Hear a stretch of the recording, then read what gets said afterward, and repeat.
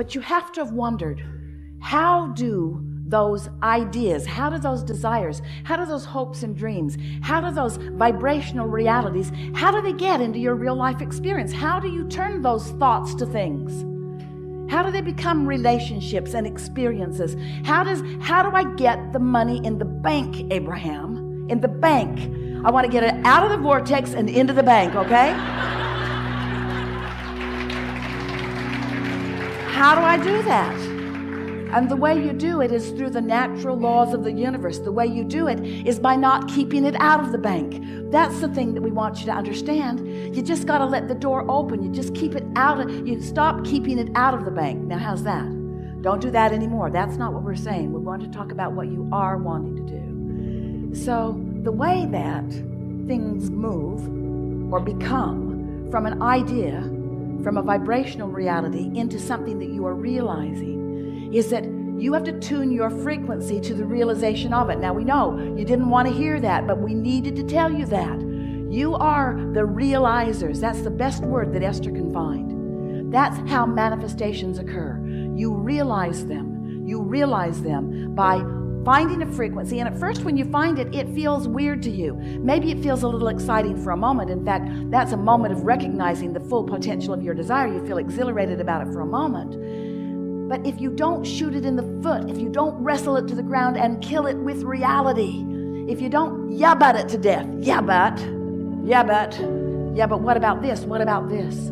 Esther said to us in the beginning, Abraham, it's true. This thing that I know that you don't want me to talk about is a true thing. Don't you think that I should at least acknowledge that it is a true thing? And we said, there are all kinds of things in this world that are true that you want to live. And there are all kinds of things that are true in this world that you don't want to live. We would let whether you want to live them or not be the criteria for whether you give your attention to them. But Abraham, Esther said, it's such a big world and there are so many things out there. Am I supposed to put my head in the sand? We said, yes, and meditate.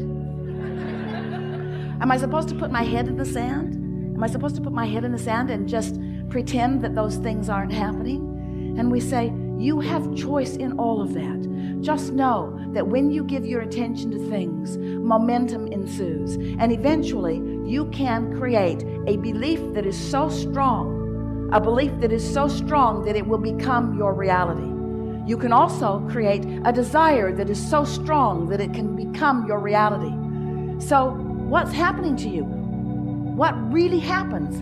What makes the difference? Is your belief so strong or is your desire so strong? How does that play out? And we say, law of attraction gives you the exact balance that you've got going on. You can go a long way in cleaning up those desires. You can go a long way in improving those beliefs. You can go a long way in sifting and sorting your now reality, looking for positive aspects. You can go a long way in looking at what is and finding the things that feel the best. In other words, you have much more discernment. You have much more capability to offer vibration than you've been practicing. And we've written a lot of books with a lot of processes to help you practice, and we are impressed with the application that you've been offering. But today we want to say to you, it's so much easier if when you wake up in the morning, you just say to yourself, I could be wobble-free. I'm wobble-free for now. I'm wobble-free. I don't have to bring into this day the things that were bothering me yesterday. I don't have to do, there it is. I brought it in already. When we first started talking to Esther about this, she didn't make it till breakfast before she was wobbling all over the place. In other words, because you got lots to think about and you've got these practiced thoughts. And we don't want you to be hard on yourself about beliefs that aren't serving you. But we do want you to be aware of what beliefs you have that serve you and what beliefs that don't. Esther will find herself moving through a day, and all of a sudden she'll find herself not feeling so good, sort of this subtle feeling of discomfort, and she will stop now and say, I just uncovered something that I apparently have been thinking about long enough that it surfaced just now. What was I just thinking about that gave me that funny feeling in my stomach? Because when that happens, that's a little piece of resistance that is showing itself to you. And we're not really encouraging that you sit down right then and try to talk yourself out of it, because you will only add momentum to it. But recognizing it, and then at first opportunity, identifying what it is that you do want relative to that. And then the next day, start out thinking about what you do want. you will really be pleased with how quickly you can shift the vibrational frequency of your habits of thought. You can change your beliefs. Your beliefs are only thoughts that you keep thinking, and you don't have to continue to think unhelpful beliefs. Esther will say, well, that was unpleasant and unnecessary. Unnecessary, unpleasant and unnecessary. So what we're really saying to you is, it is our powerful desire that you love yourselves as we love you, enough that you are willing to stop torturing yourself with unpleasant thoughts, that you will stop accepting negative emotion as just the way life has to be. You say things like, these are hard times. They are not hard times. You say things like, the economy's bad. The economy is not bad. Economy is an individual thing, and there are those who are thriving. Might as well be you. So let's talk about money. And let's think about what you can do with money. How money positively affects your experience. And it's easy to have a discussion about what you could do with money, with lots more money, with twice as much, or 10 times as much, or 100 times as much. You can think about what you can do with money. So you sort of focused on what you might want to do with money. And now, let's talk about how you're going to get some money. And how money is, it's portable, it's tangible, it's exchangeable, and it's spendable. And you like to spend money. You like to spend money. But in order to spend money, you have to get money. So you have to get money to spend money, and there's the rub right there. There's the rub. So now, if I'm not in the money place that I want to be in, then thinking about money is just annoying, because I don't have money. And so as I'm thinking about spending more money, I just get more and more out of balance, because for me to be in balance relative to money, money in, money out, money in, money out. And what I'm stumbling over is how to get the money in, how to get it in. So the discussion isn't pleasant, and nothing changes very much. And I'm sort of living the same life year after year after year in relationship to money. Money. Got to figure out how to get it, and where to get it, and when it will come, and where it will come from, and who to help. And the more I talk about this, the worse it feels to think about money. We don't want you to think about money, because money is further down the road. Money is the manifestation part. Money is realized by you later on in the scenario. What we want you to think about is the vibrational currency that you all have access to. We want you to spend vibrational currency, not money. Now, stay with us, because it feels tricky. It is a trick, but it will serve you really, really well. There is this vibrational currency, a vibrational currency that you're already tapped into.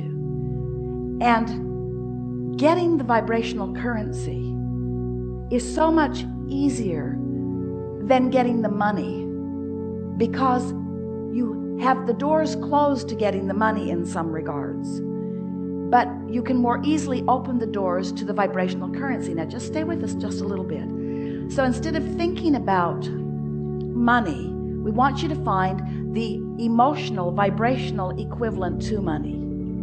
Like the feeling of freedom. Think about confusion and clarity. Confusion not wanted, clarity wanted. Can you feel how it's just a mindset to find the difference? That you can find clarity over confusion just by focusing your mind? Can you feel how money feels harder to accomplish than clarity? Because clarity is a mindset, but money needs a job. Money needs a job, money needs a means, money needs a way to get it to yourself. Stay with us. So what we're wanting you to begin feeling from us is that in the same way that you can move in a very short period of time from confusion to clarity, or from a bad mood to a good mood. You can. You do it with your kids all the time. You can talk somebody into a good mood. You can talk yourself into a good mood, especially if you start earlier in the day. So if you're following us a little bit here, we're talking about vibrational currency. Clarity is vibrational currency. So now let's relate that to dollars. How can you find an emotional word, which is to say, how can we find a vibrational currency word about money? It feels free. It feels secure. It feels easy. It feels nice. Now, as you find those feelings, you have accomplished a wobble-free moment while you're focused upon the subject of abundance or currency. And in that absence of wobble-free, if you sustain this, and we want you to do it, over the next few days, when you think about money, don't think about where it's coming from. Think about the vibrational currency that you have access to right this minute. We want you to begin thinking about the emotion that you can accomplish right here and now. Because the emotion is the first manifestation. The money will be a later manifestation, but if you don't get the first manifestation, you're not going to get the later manifestation. Are you with us? All right. Are you with us? It's so good. We have not had this conversation in this way before. But this is the way you turn thoughts to things. This is the way the vibration becomes a reality. You have to let it be an emotional reality first, and you have to practice it as the emotional reality long enough that you're stable in it. Because when you're stable in it long enough, now momentum is going to ensue, and things are going to show up for you. And you're going to say, how could I have been missing that? It was there all along. So now, do you like that? We like that so much. We like that so much.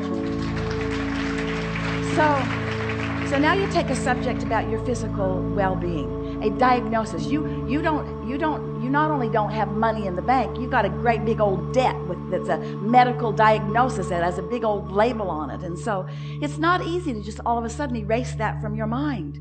And it's not easy to find a path in the same way that people are having a hard time these days finding a path of money into their experience, while they could find the path of feeling good into their experience instantaneously, since they haven't found the way, since there's not a specific cure or a specific thing that other people have done enough that you can just believe it for sure, then it gets you all hung up. You've got to come through the back door, like Esther always does, through the belly of the well, where there's always somebody back there with a key. And somebody's already put the arrows on the walls for you.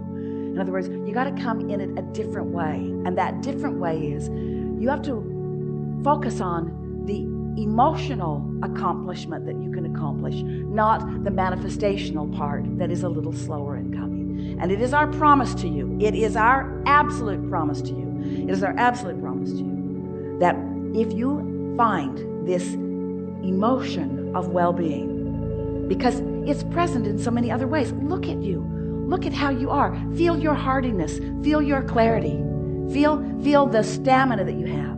In other words, there is so much evidence of physical well-being. If you will ignore the piece that's out of whack and amplify the things that make you emotionally feel strong. You don't have to feel emotionally strong for very long for the money to start flowing.